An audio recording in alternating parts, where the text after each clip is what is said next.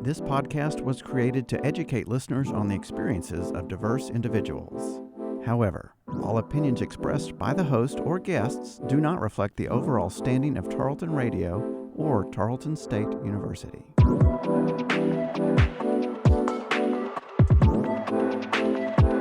Hello everyone and welcome to Making Space, a Diversity Dialogue, and I'm your host Cole. This is a biweekly podcast where together we'll have questions answered about socially sensitive topics while learning how to create lasting relationships with diverse people. Today we are addressing the relationship between the LGBTQ+ community and religion. Specifically, we'll be touching on the intersections and clashes between Christianity and this group. To help me with this discussion is a local faith leader, Reverend Bradley Dyke.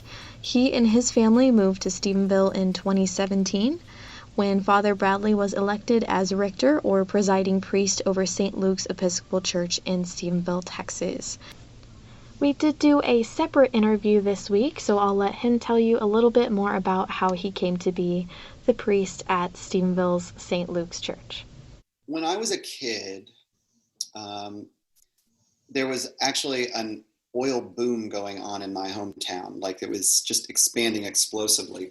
Mm-hmm. We were United Methodists, and we had moved to that town specifically because my dad was in the oil industry. And we went to the First United Methodist Church, but because of the oil boom, there were so many people, like you had to sit in the floor. Kids had to sit in the floor. It was probably against every fire code known to man. And across the street, there was a church that did not look like it was overflowing with people. Oh, no. And that was the Episcopal Church. And so that's where we went. And that's where I got baptized in the 4th grade. And I started going to summer camp. That was an Episcopal summer camp. And there I learned about a God who loved me no matter what. In fact, I remember there was a group of us, and we were going from a lake up to where the cabins were. And one of the kids started talking about someone as being gay, and in a very pejorative sense. And I remember the counselor, Shelby, he's now a priest, and he set us all down and said, what if being gay wasn't something that God cared about? What if God loved everyone? And, I lived into that vision and nurtured that within myself to the point that when I was in middle school and the victim of a lot of bullying and all that sort of stuff, I wanted to kill myself, but I had these intense experiences of Jesus appearing to me as almost like a ghost, like could see through him, but could see him, and saying, put that down, as I would grab an X-Acto knife. And so I felt this intense connection to Jesus and to God and to a loving God. And when I went to college, I had this series of profound experiences, including dreams, wherein I would be surrounded by priests, like everyone's wearing like a black shirt and a white collar. And it was like a banquet table, and there were men and women and all different types of people. And I was there, and I felt more at home there than I felt anywhere else. Wow, that's incredible. Finally, one day I woke up and I was singing this song from the movie The Color Purple. Maybe God is trying to tell you something. Maybe God is trying to tell you something. And this is funny now. So I left campus because I could not stop singing this out loud. Like I'm singing it an hour, and this is Lubbock, Texas. So, right. And so I decided that I'm going to go get lunch and do laundry at my cousin's house. And so I go to a Taco Bell drive-thru, and I want to be clear that I'm between where I have given my order for some beanie burritos and it up, and I am thinking about all of this, and I feel this blow to the back of my head. Now I consider it very ironic because I believe in a nonviolent God, but I felt a blow, like a mother sort of hitting the back of your head right, like an annoyed, like, come on, get the message. And basically I heard a voice say, listen to me. And it was at that moment, from that moment on, that I knew I wanted to be a priest. Wow. In Oklahoma in the late 90s, the Episcopal Church as a wide group had been growing much more supportive of gay folks, and had affirmed that we were beloved children of God since 1976. But, in terms of us gaining structure and power within the system, that was more limited and had not really happened in Oklahoma. And so even though there were seminaries closer to Oklahoma, I asked to go to seminary in New York City because I needed the experience of seeing other gay folks in leadership. Right, being in that community. Yeah. And then have the intersection. Right. Like I went to several other seminaries and interviewed, and the seminary in Austin had never had a gay person attend or an openly gay person attend. And in Virginia they had, but they had this deal where professors, if they were bigoted, they could refuse to grade you based on that. And wow. it was a proactive measure to try and support gay folks, because what was happening was professors were writing horrible reviews of gay folks. And so they backed it up. So I needed to go to a place that dealt with openly gay folks that were very supportive. So I ended up in New York City for seminary, and after school, I should have gone back to the Diocese of Oklahoma, but they, in a weird sort of part of my life, I interviewed at a church in Oklahoma, and they said, this board, this vestry said, "Oh, it's so great that you're coming here as a gay man." And I'm like, because this was a very waspy country club parish, and it was the only place I was allowed to interview at. And the woman said, because we understand that if you come here, you'll be celibate. And we have two teenagers who identify as gay, and you can teach them to be celibate. Oh. And I'm not going to lie, I was willing at the time to do 2 years of that job if that statement hadn't been made. I was willing to try and not connect with another man or anything like that. But when they said that, my inner Jesus was like, put that knife down. Yeah, and it's a difference between acceptance and tolerance. Yes. And so I told the bishop and that church that I would not go there, and I was immediately kicked out of the ordination process. Oh, no. There were 2 women who saved me, who were really willing to go to bat for me. And so I got reinstated as long as I would find another job. And I found a job in the suburban New York City area, lived and worked there at 2 different churches for about 15 years. And in that time, 2 of my best friends had asked me if I was willing to be a donor so that they could have a child. There was a lesbian couple, really good friends. And we celebrated holidays together. They came and would fix me dinner between Christmas Eve services. And and it seemed very natural. And we thought I would be more like an uncle situation, but we did have a child named Sheridan. And eventually we realized I wasn't an uncle. I was a dad. And because I was taking care of her, since I had days off during the week, I was taking care of her 2 days a week. And that bond was just there, and none of us could deny it. And so we kind of became co-parents. And in the meantime, one of those women, Teddy, her mother died. And she was originally from Weatherford and had a nice family place on Lake Weatherford. And she had this yearning to go back home. And so the rest of us really couldn't deny that to her. And so 3 years ago, without a job or any plans, Frank and I loaded up a U-Haul, and he drove the car and I drove the U-Haul, and we made our way from just north of New York City to Plano, Texas, where we moved in with my dad. Now, in this area, what a long trip. Yes, it was a very long trip. Thankfully, one of my best friends from seminary lives halfway between those 2 places. So we took a few days off in Lexington, Kentucky, and rode horses and played tourist for a while. But we moved in with my father, put all our stuff in storage, and we waited. And eventually, someone from this diocese told me about a church in Stephenville that was undergoing a transition. And so in late 2017, I interviewed my first interview for that job. And as you can imagine, they were a little concerned about my and Frank's well-being in Stephenville. Right, definitely. It's not New York at all. Yes, it's not New York. And, you know, I knew that. And I felt like I had lived in a bubble. And after the 2016 election, I wanted to challenge that and to use my ministry to challenge some of that.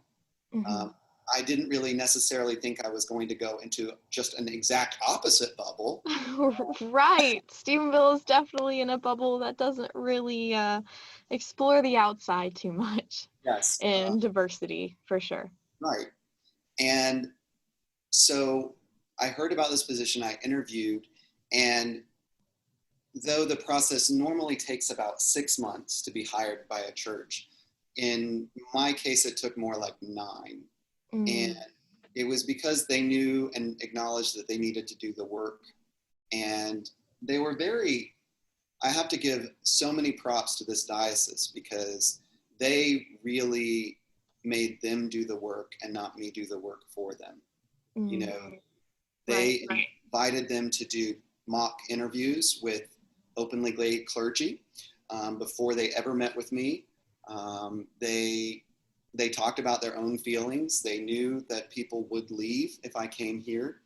And yet that's where they felt called to move. And so in April of 2017, we moved here and have been serving here for almost 2.5 years. And it's been challenging, amazing, and wonderful and very hard. And wow, that's an incredible story, definitely. And it's an incredible journey that you've taken to just being here and being in a place that it's not definitely not as welcoming. And what would you say the biggest differences are between having your practice or being a leader here versus being a leader of faith in New York, as well as being openly gay? Whether I like it or not here, I am having to teach people about what it means to be an ally to the LGBTQ community. I feel like in New York, there was a base group. Maybe some people were not as sensitive as others, and certainly not necessarily willing to take a sacrifice for gay folks. But I felt like there was a basic understanding, a basic acceptance, and even a community very close by that was very supportive and very embracing. And I also had lots of fellow clergy who were gay. And, you know, that's a little rarer here. And so I feel like my role is different in that sense. And it's something I'm willing to take on. It shouldn't necessarily be my responsibility to educate the public about LGBT. Right. But I am knowingly making that self-sacrifice and am willing to do so. You know? There's just a base difference in knowledge and like vocabulary and everything here versus there. Yeah, you know, like I remember when there would be devastating legal blows or joys to the LGBT community. And I know especially on the blows, in New York, there were a lot of people who would reach out to me to check and see if I was okay. And I don't think there's that level of sensitivity here yet. I'm hopeful that it will be here, but it's not there yet. Right. Now, going back a little bit, before you came to Stephenville, was it easy becoming a priest and being openly gay? What was the process a lot different? I know you talked about your interviews in seminary, but being ordained, was it a crazy experience? Was it just kind of hushed? How was that like? All of the above. So in the process for ordination in the Episcopal Church, the first thing that you do is you get psychologically run up and down. You spend 2 days between therapists, psychiatrists, and exploring, like, is this person have the mental fitness to manage this? And so I went through this, had this lovely woman, it was in Arlington, Texas. And she, on the last day, like literally the last question she asked me, she said, "You're going to know what I'm asking you about when I ask this. And however you answer is okay, but I have to ask. Are you okay with all aspects of your sexuality?" And I said, yes. And at the time I had been counseled that I should not be out while I was in the process for ordination, that I should quietly come out after I'm ordained. People were very scared for me. And after that conversation, when I knew that she knew and that she was going to be writing a report to the bishop, I felt like I had to run interference, and I realized deeply within me that I did not want to be closeted in the process, that if I was going to be a priest, then I needed to be completely transparent. And so I made an appointment with the bishop, and he was kind, but he was also very realistic, and he was not ideological, probably more of a political bishop. And he did not want to take risks with me. And so my experience of him was going back and forth. Like, if the people in the room were very supportive of me, then he was supportive. If the people in the room were not very supportive, then he was definitely not supportive. Very socially based. Yes. And, you know, interestingly, so after that, for a year, I would spend 1 week in a month with everyone who was in some sort of process for ordination. And there was this guy, he was, 6'3", 4", and big hulking guy, like imposing, like threatening.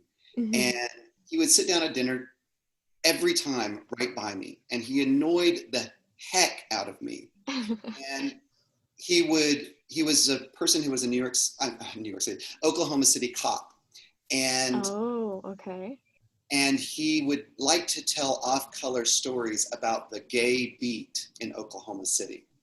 Stories about things like, well, there were these 3 guys and they were having a threesome, and when I showed up, 3 of them ran out, 2 of them were in pantyhose, and telling very unkind stories about underhandedly, like jabbing at you, essentially. Jabbing at me, and doing so in front of the bishop.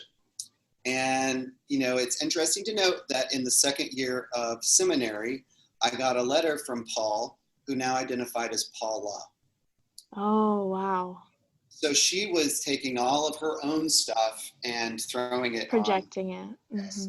And I had lots of experiences of that.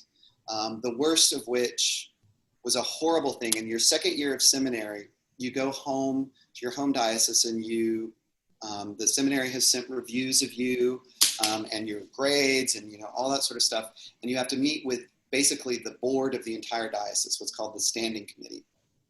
And so on a Saturday morning in November, we were all greeted. There were 5 of us, and it was like 11 in the morning, and they said, these interviews are going to be so short. They're going to be like 10 minutes each, and then we're all going to go out to lunch. And so I was the second person. Luke Back was the first. It's kind of the golden straight boy. Yes. Of course, he was out in 5 minutes. And I go in, and unbeknownst to me, I don't know why, my file had been stripped of any reference to my sexuality. It was really? And so all of my essays, autobiographies, sort of stuff, everything had been stripped of being gay. And so when someone asked, well, why did you go to New York? Because it was odd to go that far away. And I said, well, because I'm openly gay, and I needed to know from leaders and professors who are openly gay how to do that. That ignited what was a 2-hour, can I say show. I remember very distinctly this man who my gaydar was pinging on, but clearly not out to himself or to others. Right. He stood up and he slammed the desk and the table, and he said, "I'll be damned if I let this faggot get ordained." Oh, wow. And the leader of the standing committee, this woman who I'd known for a long time, was very weak. She could not control the meeting. It quickly spun out of control. And I was asked to leave the room. And so everyone's preparing for diocesan convention outside. Like there are all these decorations moving back and forth and processional Right. and all that sort of Supposed stuff. to be happy. And I'm sitting there in front of this door while they're yelling about me. And it went on for 2 hours. After 2 hours, people stream out, making no eye contact, not whatever. The president of the standing committee said that I had been approved, though of course not unanimously, Yes. Definitely. that I was going to have to be celibate. And, Oh, no. you know, like my life was on the line. What was I going to do? I certainly didn't tell them that I was in a relationship at the time. Mm-hmm. But, you know, it was a very difficult, traumatizing sort of thing. I do remember that at the end of the meeting, I walked outside and there were 2 members of the committee who were Native American, and they were sitting by the church sign and they were smoking cigarettes, and they offered me one and I took it. And smoking, and they were just like, you know, they used to do this to us too. And Oh, wow. feeling of solidarity, of, you know, this intelligence that we as LGBTQ people have, that that the people who hate us or try and put us in boxes really just haven't done their own work, and it's their own crap, and it's not us, and we see it about them in a way that is powerful, and they don't see it about themselves. Right. It's this clarity, and also this connection with other minority groups that you just see how things can be so wrong at some points. Yes. And how they're deriving their sense of goodness or a sense of self based on hating another group. Mm-hmm. Yeah. Wow. That, I can't imagine going through that experience. It must have been really disheartening knowing that you felt this call and knowing that your faith was there and that it wasn't like, not that the two were separate, but they could be together without clashing. You know, I certainly had a lot of fear. I also had a very profound sense of righteousness, you know, like I knew this was wrong. And it was good that I was at seminary in New York, and I was working in a parish that was mostly gay men, though few trans folks, that had been forged through the AIDS crisis, and they were very much a strong community. But there was no kind of in between. Like I was either in Oklahoma or I was in this totally accepting, amazing world, and the two could not understand each other. You know, I remember most people at that church just saying, "Tell them to f off." Oh my goodness. I mean, like those are the direct words of my priest mentor. But if I did that in our canonical format, you have to then not do anything in the process for 2 years. And so I was damned if I was not going to be ordained by the people who had raised me and taught me about a loving God who loved me if I was gay or not. Mm-hmm. Now, okay, so going back to you mentioning multiple places or multiple times in your career, people had asked you to be celibate.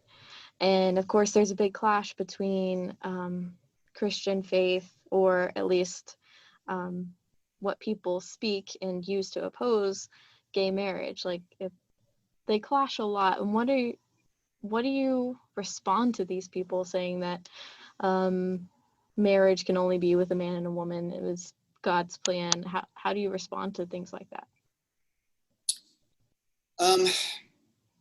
You know, I think someone who's deeply entrenched by that is only going to change their mind if their heart is opened. And what I feel in that is the pain of the closed hearts who cannot see that my relationship or your relationship are loving and caring and beautiful, that they're close to that. And I feel that pain. You know, I do remember in that very meeting, someone asked me if I would be willing to be celibate. And I told them this. I said, you know, for one Lent, I gave up speaking. And so I was not entirely quiet for that Lent because I failed at that spiritual discipline. Mm. If they're asking me as a gay man to be celibate as a spiritual discipline, that's something I'm willing to engage, but they needed to realize I was going to fail, because that's part of the point. And I think, you know, what so many people want to do is with gay folks to just turn off our sexuality, when that's an integral part of who we are, and we cannot turn that off. And to do so is at our peril. And so really at this point, I'm not sure I care much about them. I care about my family, and I care about the legal rights for my family to exist, but I'm not going to change them per se, but I will have an open heart to meet them if they ever have an opening in their heart. Right. So it's just about being open to the experiences of others and just being willing to talk about it, I guess, is really what it comes down to, I guess. Well, and I understand it this way, you know, sexuality is freaky, you know, Right.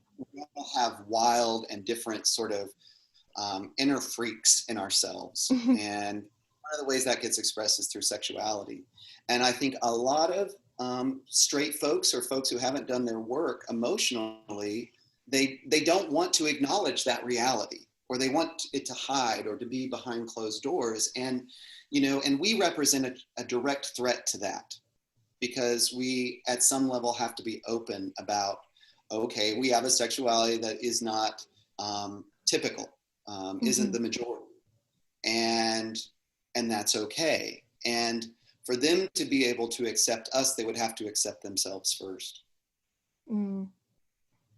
So it's a reflection of like what they need to talk about and what others like in the public need to talk about is just sexuality in general, just that it needs to be a more open topic so that it doesn't have to be so different. I think Gene Robinson was the first openly gay bishop in the Episcopal Church. He was elected in 2003. And he was a mentor of mine while I was in seminary and really helped me navigate things. But I distinctly remember the last time I heard him speak to a congregation. It was in Kentucky, and he said, I'm tired of explaining this to you straight people. You need to do your work. And I think just like white folks right now in our current climate need to be doing our work of studying the history and legacy that we have inherited of racism and slavery and white supremacy, straight folks, sorry, you all need to do your own work. Right, and it's not the job necessarily of people in the LGBTQ community to go out and educate others, even though that's something, like you said, that we bear in some aspect, right, is helping other people understand. But it does get tiring a little bit. It can be wearying. And, you know, again, I'm willing to take that on in certain places and certain times, but I have to be able to choose it. Right. Now, you said that bishop was elected in 2003, correct? Yes.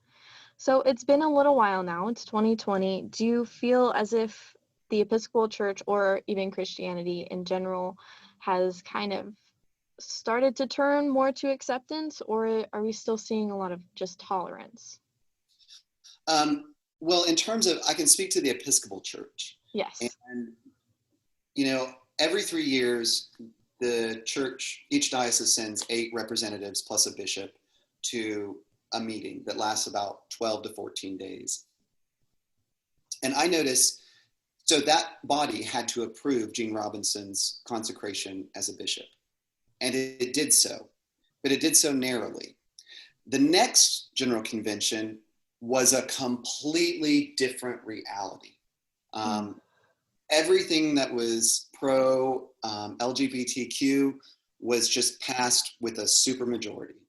And it's been that way ever since. And, sadly, we paid that price in the Diocese of Fort Worth because a majority of congregations left the Episcopal Church over those realities. But the Episcopal Church is standing strong as an ally. And I do believe that. And I feel supported as a gay priest in ways that I never had early on. That said, wider Christianity, what I know about humanity is that when there is division and chaos and people can't get along, that the easiest way to settle that is to have a scapegoat. And LGBTQ folks have been a very convenient scapegoat to especially conservative Christians, and has been kind of red meat to their base. And they love it and can't get enough of it, and makes them feel morally superior. And, that unfortunately has been a strand of Christianity since the beginning. When within a few generations they wanted to blame the Jews, or they wanted, and it's a human reality, and it will always come up in religion. And unfortunately, we have been the victims of that and continue to be in many circles. I'm glad to be in my space of Christianity Right. that is not locked up in that fear. I wanted to address something. I'm sure all of the listeners are kind of wondering about it. It is brought up a lot, is the textual, the biblical texts that discount or oppose homosexuality. Right. What do you say to these folks? Like, how do you respond to that? Like Sodom and Gomorrah, for example, or Leviticus is another one that I've seen. So Sodom and Gomorrah, if you really read the text, is about inhospitality. It is not about homosexuality, which is not even mentioned. It's about inhospitality. And the Old Testament is very clear in moving people toward hospitality, which was a Middle Eastern ancient virtue. That you had a responsibility if someone showed up at your doorstep to take care of them. And the people in Sodom and Gomorrah did not do that. And now, interestingly, there is actual artifactual evidence that Sodom and Gomorrah was destroyed by a comet or by a meteorite. Wow. So, the story might be just sort of trying to explain that in one way or another anyway, but it was not about man-on-man action. The same could not be said for Leviticus, but the section of Leviticus in which the scripture comes is actually in a section called and referred to by scholars as the Holiness Code. And that is because Leviticus was meant to be a manual about how to be a temple priest. And so these rules applied to temple priests. And why they were mentioned in this context was because, Israel was constantly in this position of they were kind of an underdog, and, they were at the center of all these trade routes. So everyone wanted a piece of Israel, but they found it hard to do that. But so all these other cultures are interacting along these trade routes, and the other cultures, for the most part, what we know about them, practiced temple prostitution, meaning that there were gods of fertility, and the idea was that you would go and you would get laid, and that would promote your chances of actually having your wife get pregnant. Wow. And it was a divine sort of transaction. And so what I think Leviticus is about is saying, don't do that. I don't think, I do not think that they are saying that Brad and Frank should have 2 cats and get married and have a kid with a couple of lesbians. I don't think they think about that at all. Right. You know, the other thing I would say is there used to be a pamphlet in the Episcopal Church that said on the front, what did Jesus say about homosexuality? And you open it up and it said nothing. Oh, wow. You know, Jesus never referred to homosexuality. Now, Paul does, but that's an even more interesting sort of thing, because most people who want to quote Paul as being against homosexuality, they want to do something called text proofing. They want to take like a sentence and they take it out of context and then they use that as a weapon. Mm-hmm. If you read Romans as a whole, you see what's happening is, Douglas Campbell is the best scholar on this, but that what Paul is doing is that he's using an ancient oratorical device, meaning that he states the position of his opponent, and then he states his own position. And so Romans 1 through 4 is all very much against gay folks and all that sort of stuff. But in chapter 5, I believe, now I'm Episcopalian, so getting right chapters and verses is never a good thing. But in chapter 5, he says, and you do all the same stuff yourself. And then says, therefore love one another. And so it's like this diatribe against what others had been saying. Mm-hmm. And so to judge each other and to say this person has the grace of God and this person doesn't. But he's saying, you know what, we're all fallen, love one another. Mm-hmm. And, you know, what a wonderful world it would be if we heeded that advice. Right.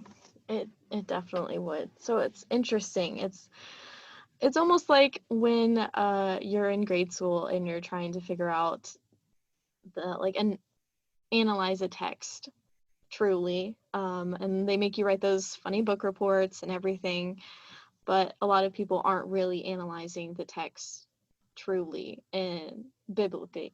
Well, that's fair in a sense. I mean, you know, most Christian traditions that we're talking about right now, mm-hmm. they became their traditions because they rejected the scientific revolution and the Enlightenment. Mm-hmm. And that's where they got their start. And it is still in their DNA. And so part of that includes the inability to see a historical, contextual understanding and reading of biblical scriptures. They just want it to all be there and it to be straightforward. It says it right there in the text. And right. Let alone that in the last 100 years, we know so much more about these ancient languages and we know so much more about their lives because of archaeology. Mm-hmm. And that needs to inform our reading of the Bible and our understanding. I mean, that and the fact that, you know, homosexuality was a word that was invented in the 1900s, something like that? Yes. Like after the Civil War. So to apply it and to translate texts as referring to that is really mistaken. I believe that most of those texts refer to temple prostitution. Mm. So it's definitely has a lot to do with just the translation differences in our vocabulary now versus back then as well. Now, if someone did want to learn or reevaluate some of these verses and some of these beliefs, how would you suggest that they go about it if the listeners want to see, like, look at things? I would really recommend Googling James Alison, and it's 1 L in Alison. James Alison on LGBTQ and scripture, I believe. It was a conversation that he had at the Episcopal Seminary of the Southwest in Austin. And he dissects every one of those texts way better and way more thoroughly than I could. And he's funny as hell. And, you know, he really begins with, you know, how we have often used scripture to reflect what we want to see happen rather than what's actually there. And he begins by dissecting something that I didn't know was the most often quoted scripture in written sermons in the 19th century. And it was a scripture from Genesis that was warped and misused to reinforce that Black folks should always be enslaved. Oh, wow. And really? so, yes. And so, they're still doing some of that with gay folks and with women. And Indigenous people. And Absolutely. now, on a different note, what would you say to LGBTQ people who have had bad experiences in the church? Like, how would you go about talking to them and telling them how to recover from bad things that have happened to them in regards to that? I guess the first thing I would say is that the answer to bad religion is not no religion. That if you have a connection to the divine or have wanted a connection to the divine, that is possible between you and God. I don't have to be a part of it. And if you would like to be a part of a community, then you should do your homework and make sure that they have taken ally stances and make sure that they've put their money where their mouth is and do the hard work of accepting them, their own selves and you, and be leery. Probably one of our most committed members who is gay and comes from another tradition that is very harmful, kept coming back and sitting in the pews like this, just arms crossed. Very, and after every service, he would ask me, why are you doing that? And it was very antagonistic and it was whatever. The guy's in seminary now. Oh, wow. That's a big change. He doesn't want to be a priest, but he wants to do good work in the name of God. And I think that there are places for us, for all of us. And, in these divided times, I think we all need connection with one another at a deeper level than many connections go. And church can be one part of that mix, to connect to not only God, but your neighbor. And, the other thing I would say is that try and find a church that's outreach focused, that serves the community. Because if you want a community that could help you, then it's a community interested in helping. All right. Well, I don't have any more questions for you. Thank you so much for all your responses, and thank you for coming on. Thank you for having me. All right. Is there anything else you'd like to tell the listeners? Just, Desmond Tutu, who ended apartheid or helped in apartheid in South Africa, whenever he meets anyone, he hugs them and says, I love you. And, same is true, I think, for me and for others, just to say and to know you are loved. And that is beyond my comprehension, but is my experience. And if you are suffering, I feel a deep connection to you. I want to help. And there are plenty of others who do. I would again like to thank Father Brad for joining us on the show for that interview. He gave really good answers and some really in-depth things to think about. I really enjoyed it. I hope you guys did as well. This is definitely not the end of the conversation with LGBTQ plus people and religion. Hopefully we'll have another part for you guys. If you didn't get your question answered, why don't you just send us a message on Facebook, Instagram, or Twitter at theplanet100.7. That's also where you can find updates on the show. That is the radio station we are based out of. Be sure to check back for the next episode when I am joined by Dr. Del Carmen, an expert in criminology, as we discuss the law enforcement perspective on racial profiling and the current civil rights climate. Now, until next time, folks, be safe and take care.